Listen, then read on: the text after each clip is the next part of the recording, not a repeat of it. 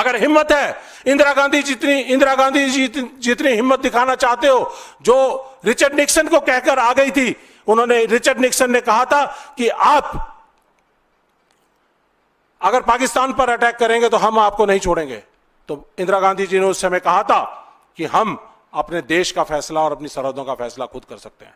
NSA उस समय के हेनरी किसिंजर, उन्होंने इंदिरा गांधी जी से जब पूछा कि मैडम आप कहीं उनके ऊपर इतने हार्श तो नहीं थे, तो कहने लगे, कहते ऐसा है कि अब वो समय चला गया जब 3 से 4 हज़ार किलोमीटर दूर बैठे हुए लोग हमारे सरहदों का, हमारी सुरक्षा का, हमारी सेफ्टी सिक्योरिटी का और हमारे कंट्री के फैसलों का के ऊपर फैसला किया करते थे। और वो समय चला गया कि आप हमारे ऊपर कोई चीज थोप सकें। हम डेवलपिंग नेशन है, आज भी हमारी रीढ़ की हड्डी स्ट्रेट है और हम अपने फैसले लेने के लिए खुद सक्षम है।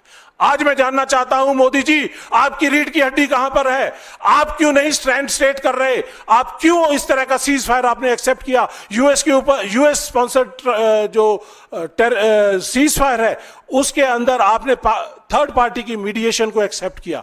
1971 का जो शिमला एग्रीमेंट था उसको वायलेट किया। किसी तरह की मीडिएशन हमें अलाउड नहीं है, हम एक्सेप्ट नहीं करेंगे। हम ये पाकिस्तान के बीच में और हिंदुस्तान के बीच में J&K एक बायलैटरल मसला है, हम क्यों इसको एक्सेप्ट कर रहे हैं? तो ये हम आपसे सीधे सीधे सवाल करना चाहते हैं कि क्या आपने हमारे देश के जो बायलैटरल मसले थे उसके अंदर थर्ड पार्टी की जो इंटरफेरेंस है उसको बर्दाश्त किया? मोदी जी, आप यूएस प्रेसिडेंट ट्रंप की बार बार कहने, 5-6 बार वो धरती से, आकाश से, जहाज से और सऊदी अरेबिया में ट्रेडर्स के सम्मेलन के अंदर बैठकर वो कहते हैं कि मैंने कहा कि लेट्स डू सम ट्रेड। आप हमारे देश के महिलाओं के सिंदूर का, ऑफ सिंदूर नाम रखा गया था, ऑफ सिंदूर का, जो महिलाओं की ताकत होती है और पुरुषों की का रक्षा कवच होता है, उसका आपने सौदा किया। ये हमें कतई मंजूर नहीं है, देश के लोगों को कतई मंजूर नहीं है। ये हम लोगों के बीच में लेकर जाएंगे क्योंकि आपने हमारे को और पाकिस्तान को एक ही तराजू के अंदर तुलवा दिया। पाकिस्तान जो फेल्ड स्टेट है, रोग स्टेट है, और वर्ल्ड का जहां जहां पे भी टेरर जहां से पनपता है तो उसका एपी सेंटर वहां दिखाई देता है।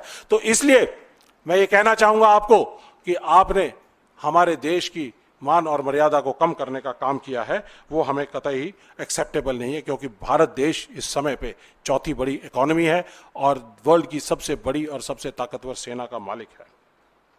आप इंदिरा जी जितनी ताकत दिखाइए और यूएस प्रेसिडेंट ट्रंप को कहिए कि आपने मीडिएशन नहीं कराई, हमें मीडिएशन मंजूर नहीं है, हमें ये सीज फायर आपके द्वारा कराया हुआ मंजूर नहीं है, हम अपने फैसले खुद लेंगे। तो उस दिन मोदी जी हम आपको कहेंगे कि आपके अंदर भी सही रीढ़ की हड्डी है। इसके बाद एक्सटर्नल अफेयर मिनिस्टर हमारे देश के, वो कहते हैं कि at the start of operations we informed our counterparts, कि हमने अपने काउंटर पार्ट्स को इन्फॉर्म किया कि हम मिलिट्री टारगेट्स को हिट कर रहे हैं, टेररिस्ट टारगेट्स को हिट कर रहे हैं, मिलिट्री एस्टेब्लिशमेंट या किसी को भी हिट नहीं करेंगे, तो आप दूर रह सकते हैं। लेकिन उन्होंने ऐसा नहीं, हमारी एडवाइस नहीं मानी। तो मैं external affair minister S Jaishankar ji से सीधे सीधे सवाल करना चाहूंगा कि जब हमारी देश की सेनाएं लड़ रही थी, जब हमारे जहाज उनके ऊपर अटैक करने के लिए जा रहे थे, जब हमारे एलओसी के ऊपर फायरिंग चल रही थी, हमारी मिसाइल जाने को तैयार थी, आपने स्टार्ट ऑफ ऑपरेशन का मतलब यह है कि 1:05 पे अगर ऑपरेशन स्टार्ट हुआ है तो आपने एट स्टार्ट ऑफ ऑपरेशन उनको बता दिया कि हम आ रहे हैं। इसका मतलब क्या हुआ कि आपने उनकी इलेक्ट्रोमैग्नेटिक जो रेडार्स हैं, एयर डिफेंस है, उनको सब कुछ सचेत कर दिया। आपने हमारे मिशन पायलट्स को खतरे में डाल दिया।